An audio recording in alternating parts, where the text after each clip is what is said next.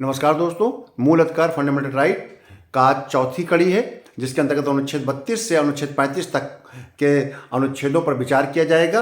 अनुच्छेद 32 संवैधानिक उपचारों का अधिकार है, जिसके अंतर्गत सुप्रीम कोर्ट या हाई कोर्ट को अधिकार प्राप्त है कि वो मौलिक अधिकारों के संरक्षण के लिए और जनता के हित में 5 रिटें जारी कर सकती है, इशू कर सकती है। नंबर 1, बंदी प्रत्यक्षीकरण। बंदी प्रत्यक्षीकरण के अंतर्गत बंदी प्रत्यक्षीकरण के अंतर्गत किसी भी अवैध गिरफ्तारी के विरुद्ध ये रिट दायर की जाती है और इसका आशय है, हैबेस कॉर्पस का मतलब ही है कि सशरीर उस व्यक्ति को उपस्थित करो। किसी व्यक्ति की स्वतंत्रता को कम करने की सरकारी शक्तियों पर यह एक जांच है। इसका मूल उद्देश्य अवैध हिरासत के खिलाफ एक त्वरित उपाय है। जब किसी व्यक्ति को गिरफ्तार कर लिया जाता है और उसके गिरफ्तारी का कारण नहीं बताया जाता है या उसको उपस्थित नहीं किया जाता है और उसके परिवार को या उसके वकील को ये जानकारी मिलती है कि अवैध तरीके से उसकी गिरफ्तारी की गई है, तो ऐसी दशा में वो सीधे सुप्रीम कोर्ट तक जाकर अपना अनुच्छेद 32 का प्रयोग करते हुए रिट दायर कर सकता है कि मेरे मौलिक अधिकारों के संरक्षण के लिए, यानी कि 19, 20, 21 के संरक्षण के लिए बंदी प्रत्यक्षीकरण रिट दायर करता है। बंदी प्रत्यक्षीकरण रिट का मुख्य उद्देश्य सरकार या उस पुलिस प्रशासन या व्यवस्था के विरुद्ध एक कार्रवाई है जिसको हिरासत में ले लिया गया है और सुप्रीम कोर्ट यह निर्देश देगा प्रशासन को कि उस व्यक्ति को शरीर के साथ सशरीर न्यायालय के समक्ष प्रस्तुत करें ताकि गिरफ्तारी या हिरासत की वैधता का आकलन किया जा सके। परमादेश का आशय हुई कमांड। हम निर्देश देते हैं किसी सार्वजनिक अधिकारी या प्राधिकारी को ऐसा कर्तव्य निभाने का निर्देश देना कि जिसके लिए वह कानूनी रूप से बाध्य है। परमादेश समानता। कोई भी रिट जब दायर की जाती है, किसी सरकारी सेवक के खिलाफ कोई आदेश या रिट दायर करता है तो वो कहता है सुप्रीम कोर्ट से, माननीय न्यायालय से, कि माननीय न्यायालय, मेरे अधिकारों का हनन किया जा रहा है, इस स्थान पर मेरा कार्य क्षेत्र है, मेरा अधिकार है, मेरा उसमें हित निहित है और मैं कानूनी रूप से मेरा हित है, लेकिन मुझे गलत तरीके से वहाँ से हटा दिया गया है, इसलिए आप मेरे नियमानुसार मेरे हितों का संरक्षण करते हुए आदेश दीजिए, परमादेश दीजिए। ऐसी दशा में जब पूरा जांच पड़ताल करता है सुप्रीम कोर्ट और जब लगता है कि उसको गलत तरीके से नेचुरल जस्टिस के खिलाफ उसको उस पद से हटाया गया है, उसको अपने काम करने से रोका जा रहा है, उसे अपने कर्तव्य निर्वहन करने नहीं दिया जा रहा है, तब वो आदेश करता है, परमादेश देता है कि आप उस कर्तव्य को निभाने का निर्देश देता है कि जो कानूनी रूप से उस व्यक्ति को बाध्य हो। यह प्रशासन की शक्तियों के दुरुपयोग पर निर्णय लगाता है और यह सरकारी तंत्र द्वारा शक्तियों के दुरुपयोग से जनता की रक्षा करता है। मैंडमस उसी दशा में जारी किया जाता है जब अधिकार क्षेत्र से बाहर जाकर कोई सरकारी प्राधिकारी विधि विहीन या विधि शून्य या इलीगल या अवैध कार्य करता है। तीसरा है प्रतिषेध। प्रतिषेध का शब्दों से लग रहा है, प्रतिषेध का मतलब कि रोक देना, प्रतिषेध का मतलब रोक देना, तो ये किसी निचली अदालत के लिए दिया जाता है। ध्यान रहे, बंदी प्रत्यक्षीकरण और परमादेश सरकारी संस्था के लिए होता है, सरकारी कार्यालय के लिए दिया जाता है, अधिकारियों को निर्देश हो सकते हैं, लेकिन प्रतिषेध उच्च न्यायालय यानी कोई भी हायर जुडिशरी लोअर जुडिशरी को निर्देश देती है और इसको हम बोलते हैं प्रतिषेध। प्रतिषेध का यहाँ पर आशय है किसी निचली अदालत या न्यायाधिकरण को उसके अधिकार क्षेत्र से बाहर जाने से रोकना। मान लीजिए कोई व्यक्ति निचली कोर्ट, सबऑर्डिनेट कोर्ट सुनवाई करते समय अपने अधिकार क्षेत्र से बाहर जाने लगती है, अपने जुडिकेचर से बाहर जाती है, अपने जुरिस्डिक्शन से बाहर जाने लगती है और तब उसको लगता है उच्च न्यायालय को, हायर जुडिशरी को, कि यह अपने कार्य क्षेत्र से बाहर जा रहा है, तो तुरंत निम्न अदालत को वो निर्देश देगा कि आप अपने अधिकार क्षेत्र से बाहर जा रहे हैं, अपने इस काम को, इस आदेश को, इस प्रोसीडिंग को वहीं पर रोक दीजिए। इसमें उच्च न्यायालय अधीनस्थ न्यायालय को ऐसे कार्य के लिए जो कि उसे लगता है कि विधि संगत नहीं है, रोक देता है या रोकने के निर्देश देता है। तो प्रतिषेध एक उच्च अथॉरिटी द्वारा यानी उच्च जुडिकेचर द्वारा लोअर जुडिकेचर को या जुडिशरी को निर्देश दिए जाते हैं। चौथा है उत्प्रेषण। उत्प्रेषण से आशय उत्प्रेषण, इससे आपको ऐसे लग रहा है कि जैसे कह रहा है ऊपर भेजो, वैसे इसको बोलते हैं टू बी सर्टिफाई। उत्प्रेषण सर्सुरेरी जो है, इसके अंतर्गत जब कोई लोअर कोर्ट कोई गलत निर्णय दे देता है, कोई डिसीजन गलत करता है, तो उसको हाई कोर्ट, ऊपर की कोर्ट उस डिसीजन को नल एंड वॉइड कर सकता है, उसको निरस्त कर सकता है, डिलीट कर सकता है। तो इसके अंतर्गत किसी निचली अदालत, न्यायाधिकरण या प्राधिकरण द्वारा पारित आदेश को रद्द करना होता है। प्रतिषेध और उत्प्रेषण में एक यही अंतर है। प्रतिषेध में ऊपर हाई कोर्ट या उच्च न्यायालय निम्न न्यायालय को निर्देश देता है कि आप अपने कार्यक्षेत्र से बाहर जा रहे हैं, कृपया वहीं पर आप रुक जाइए, अपनी प्रोसीडिंग को रोक दीजिए। और उत्प्रेषण में जब निम्न न्यायालय त्रुटिपूर्ण या गलत आदेश जारी कर देता है, तो उच्च न्यायालय उस आदेश को नल एंड वॉइड, निरस्त करता है, आदेश को पारित करता है। उत्प्रेषण हमेशा निम्न अदालत के खिलाफ होता है, ना कि सामान्य या उच्च न्यायालय के खिलाफ। ध्यान रहे, उत्प्रेषण में चूंकि किसी आदेश को निरस्त किया जाता है, इसका आशय है कि उच्च न्यायालय एक हायर जुडिकेचर लोअर जुडिकेचर को ही इस प्रकार का आदेश दे पाएगा। तो यह उत्प्रेषण हमेशा निम्न अदालत के खिलाफ होता है, ना कि सामान्य उच्च न्यायालय के खिलाफ। उत्प्रेषण तब दिया जाता है जब अधिकार क्षेत्र के बिना या अधिकार क्षेत्र से बाहर काम किया जाए और गलत निर्णय निर्णित कर लिया जाए। उत्प्रेषण का मतलब होता है प्रमाणित करना, सूचित किया जाना। इसके अंदर सूचित किया जाता है या न्यायिक एवं अर्ध न्यायिक आदेशों के विरुद्ध जारी किया जाता है।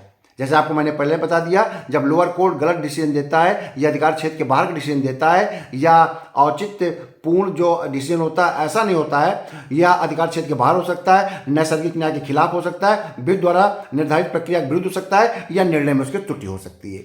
ऐसी दशा में उत्प्रेषण की रिट जारी करके सुप्रीम कोर्ट अपनी कार्रवाई करता है।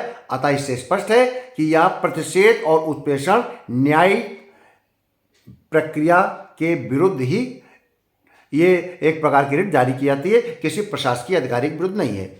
पांचवा है अधिकार परीक्षा। अधिकार परीक्षा से स्पष्ट लग रहा है कि इसका आशय ये कह रहा है कि किस अधिकार से आप ये काम कर रहे हैं। इसमें अधिकार पूछता है। इसमें जब किसी अधिकारी, जब किसी प्राधिकरण द्वारा एक रिट दायर की जाती है कि महोदय ये व्यक्ति इस जगह पर गलत तरीके से अपना अधिकार जता रहा है या वहाँ पर अपना एग्जीक्यूटिव पावर का इस्तेमाल कर रहा है, और तब कि ये अधिकार वहाँ पर मेरा है, मैं उस पद को धारित करने के योग्य हूँ और मैं वहाँ पर पहले से काम कर रहा था, लेकिन इन्होंने वहाँ पर आकर काम करना प्रारंभ कर दिया है, इसलिए मुझको अपना स्थान दिलाने का कष्ट करें। तो उस दशा में अधिकार परीक्षा रिट जारी करता है और ये पूछता है कि किस अधिकार से, बाय व्हाट मीन्स, किस अधिकार से आप इस काम कर रहे हैं। यह रिट शासकीय कार्यालय के मामले में दायर होती है और इसके अंतर्गत किसी शासकीय अधिकारियों को कार्य करने से रोका जाता है तो वह उस कार्य के योग्य न हो। इसमें दो अधिकारियों के कर्तव्य दायित्व को देखा जाता है और यह देखा जाता है कि इस पद के लिए कौन लीगली रूप से अर्ह था और कौन इलीगली रूप से उसको धारण कर रहा है। तो जो व्यक्ति इलीगली रूप से धारण करता है उससे पूछा जाता है कि आप बताइए कि किस अधिकार से कर रहे हैं। अगर वो स्पष्ट नहीं कर पाता है और अपने साक्ष्य प्रस्तुत नहीं कर पाता है तो इस रिट के द्वारा उसको उसके पद से पदच्युत किया जाता है। ये समानता ट्रांसफर पॉलिसी में ट्रांसफर के समय होता है जब एक अधिकारी किसी पद पर जाकर चार्ज ले लेता है और दूसरा अधिकारी ट्रांसफर हो जाता है और दूसरा अधिकारी उस जगह से नहीं रिलीव होता है और दूसरा अधिकारी कोर्ट के शरण ले लेता है, तब ये पूछा जाता है कि आप यहाँ किस पद से, किस अधिकार से काम कर रहे हैं और जो व्यक्ति आया है वहाँ पर पद धारित करने के लिए वो किस अधिकार से पद की मांग कर रहा है। तो को वारंटो ऐसे मामले में ही जारी होता है। तो आपका आर्टिकल 32 एक बहुत इंपॉर्टेंट आर्टिकल है, क्योंकि भारतीय संविधान के निर्माता और भारतीय संविधान के निर्माण में जो सबसे महत्वपूर्ण भूमिका प्रारूप समिति के अध्यक्ष बाबा भीमराव अंबेडकर जी ने इसको हार्ट एंड सोल कहा था। भारतीय संविधान की कहा था कि ये हार्ट एंड सोल है और ये पूरे संविधान में मेरे लिए सबसे ज़्यादा सुखदायी और सबसे ज़्यादा अच्छे लगने वाला ये मेरा आर्टिकल है, आर्टिकल 32। आर्टिकल 32 प्रत्येक व्यक्ति को अपने मौलिक अधिकार के प्रवर्तन के लिए सुप्रीम कोर्ट में जाने का अधिकार देता है। किसी को लगता है अगर कि उसके मौलिक अधिकारों का उल्लंघन हो रहा है तो वो राहत के लिए सीधे सर्वोच्च न्यायालय का दरवाजा खटखटा सकता है।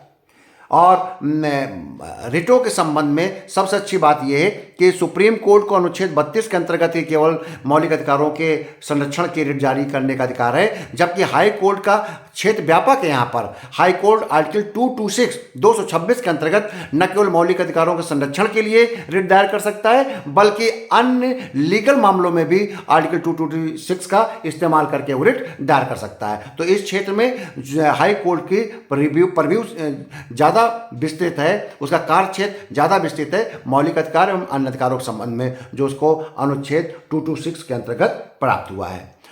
अनुच्छेद 32 के बाद अनुच्छेद 33, 34, 35 है। 33, 34, 35 ये मौलिक अधिकार के संबंध में एक प्रकार से संरक्षण की बात करता है कि कुछ विशेष परिस्थितियों में मौलिक अधिकार को प्रतिबंधित किया जा सकता है। कहने का से, क्योंकि देखिए हमारे देश में संविधान ऐसी इस प्रकार से बनाया गया है कि बहुत सी ऐसी परिस्थितियाँ होती हैं कि जब हमको मौलिक अधिकारों का प्रतिबंधित करना पड़ता है, निलंबित करना पड़ता है। तो अनुच्छेद 33 कहता है संसद सशस्त्र बलों, अर्धसैनिक बलों, पुलिस बलों, खुफिया एजेंसी के मौलिक अधिकारों को प्रतिबंधित कर सकती है। ये डिसिप्लिन बनाने के लिए होता है, कर्तव्य को उनको बेहतर तरीके से निर्वहन करने के लिए होता है, क्योंकि ये माना जाता है कि अर्धसैनिक बल, पुलिस बल, सशस्त्र बल और खुफिया एजेंसियाँ अगर इनडिसिप्लिन हो जाएंगी, मौलिक अधिकारों के संबंध में ही अपनी मांग करती रहेंगी, तब वो जिस प्रकार से जिस प्रकार से उनके कर्तव्य दायित्व हैं, तो उस प्रकार कर्तव्य दायित्व निर्वहन करने में उनको दिक्कत आएगी। अनुच्छेद 34 कहता है भारत या उसके किसी क्षेत्र में मार्शल लॉ लागू होने पर मूल अधिकार प्रतिबंधित है। मूल अधिकार प्रतिबंधित उस दशा में होता है जब मार्शल लॉ लागू होता है, और मार्शल लॉ का मतलब होता है कि सैन्य कानून। अगर किसी क्षेत्र में भारत में या भारत के किसी क्षेत्र में मार्शल लॉ लागू है, सैन्य कानून लागू है, तो वहाँ पर आपके मूल अधिकार प्रतिबंधित कर दिए जाएंगे। अनुच्छेद 35 कहता है कुछ विशेष मौलिक अधिकारों को प्रभावी करने के लिए कानून बनाने का शक्ति केवल संसद को है। ध्यान रहे, अगर किसी प्रकार के मौलिक अधिकारों को बनाना है तो केवल संसद ही बना सकती है, राज्य की विधायिका को यह अधिकार नहीं दिया गया है। तो आपके सामने ये आज मैंने मूल अधिकार के संबंध बताया कि यह फंडामेंटल राइट प्रवर्तन के लिए निर्देश, आदेश, रिट जारी कर सकता है सुप्रीम कोर्ट, और हाई कोर्ट यह काम आर्टिकल 226 के अंतर्गत करता है। और अंबेडकर जी ने इसको हृदय और आत्मा कहा है, हार्ट एंड सोल कहा है। ध्यान रहे, सुप्रीम कोर्ट ही मौलिक अधिकारों का रक्षक एवं गारंटर है। तो कभी कभी छोटे छोटे शॉर्ट नोट्स बंदी प्रतिचिकरण, परमादेश, विच्छेद, उत्प्रेषण, अधिकार परीक्षा पर आ जाते हैं। अगर आप इन टिप्पणियों को अच्छी तरह से समझ लेंगे तो किसी भी परीक्षा में 50 वर्ड्स में लिखने को आएगा, 200 वर्ड्स में आ जाएगा। एक बड़ा प्रश्न आ जाएगा कि भारतीय संविधान में मूल अधिकारों के अंतर्गत संविधान उपचारों के अधिकार पर एक टिप्पणी करिए। तब आपको ये पांचों रिट अगर अच्छे से पता होगी तो आप उसको अच्छे से उसका उल्लेख करते हुए इसके बारे में आप अच्छे से लिख सकते हैं। तो इस प्रकार से मूल अधिकार का चैप्टर आपका आज के दिन समाप्त हो रहा है इस एपिसोड पे। तो और इसके बाद हम अगले वीडियो में किसी अन्य विषय पर डिस्कशन करेंगे। मैं आपको एक बार फिर से ये बता दूं कि इस समय जो उत्तर प्रदेश लोक सेवा आयोग के द्वारा सहायक कुल सचिव का फॉर्म निकला हुआ है, जिसमें सीधी भर्ती के द्वारा 4800 ग्रेड पे है। शासकीय सेवा की इसको भर सकते हैं, शैक्षणिक और अशैक्षणिक कर्मचारी भी इसको भर सकते हैं, और जिनके पास 7 वर्ष का शासकीय कार्यालय में काम करने का अनुभव हो और वित्तीय नियमों की जानकारी रखते हो, हिंदी अंग्रेजी पत्र लेखन कार्य की उनकी विशेषज्ञता हो, सामान्य जानकारी रखते हो, और जिनकी उम्र 30 वर्ष से 45 वर्ष के बीच में हो। अगर वो राज्य कर्मचारी हैं तो 5 वर्ष का उनको छूट मिलते हुए वो 50 वर्ष की आयु तक इस परीक्षा को बैठ सकते हैं। यह परीक्षा बहुत महत्वपूर्ण है, यह पद भी बहुत महत्वपूर्ण है। यह परीक्षा 5, 6, 7 साल के अंतराल में लोक सेवा आयोग के द्वारा प्रकाशित किया जाता है। 38 पद है। 28 सितंबर से पहले ऑनलाइन आप इसमें अपना आवेदन कर दें, और आप यदि चाहते हैं कि आपका भविष्य उज्जवल हो, आपका करियर अच्छा हो, तो आप 7600 से 10,000 गेट पे तक इसके अंतर्गत पहुंच सकते हैं, जैसे कि संभावना रहती है। तो अगले एपिसोड पे अपने अगले वीडियो में फिर आपसे मुलाकात होगी। तब तक के लिए नमस्कार।